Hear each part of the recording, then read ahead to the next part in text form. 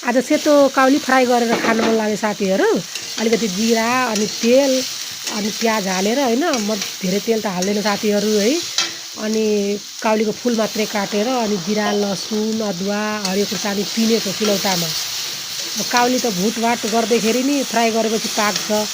अनि आलु चाहिँ उसिनेर यत्रा दसजना काटेछु साथीहरू।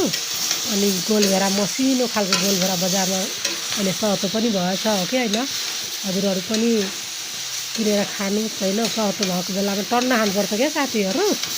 अनि त्यसपछि गोलभेरा काटेर चपाचेता मसिनो खालको होइन, अनि अलिकति नुन हालेर होइन मजाले फ्राई गरेको साथीहरू। सेतो काउली फुल मात्रै। अनि मलाई अब फेरि थाइरोइड भएको मान्छेलाई के अरे काउली खानु हुँदैन भन्छ, आफूलाई त एकदम मनपर्छ क्या साथीहरू। अनि गोलभेरा मसिनो खालको गोलभेरा हालिदियो भने गुलियो गुलियो है मिठो हुन्छ क्या, अमिलो अमिलो गुलियो गुलियो। तेल त म धेरै हाल्दैन साथीहरू, हजुरहरूलाई थाहा नै होला होइन। अनि त्यसपछि हेर्ने मान्छेलाई थाहा होला मेरो भिडियो। अनि हजुरहरूलाई मनपर्छ भनेर आउनुहोस् है, भिडियो हेरिदिनुहोस्, लाइक गरिदिनुहोस्, च्यानल सब्सक्राइब गरिदिनुहोस् है साथीहरू। सबैजना मिलेर हेरिदिनुहोस्, मनपर्छ भनेर आउनुहोस् है खान हजुरहरूलाई।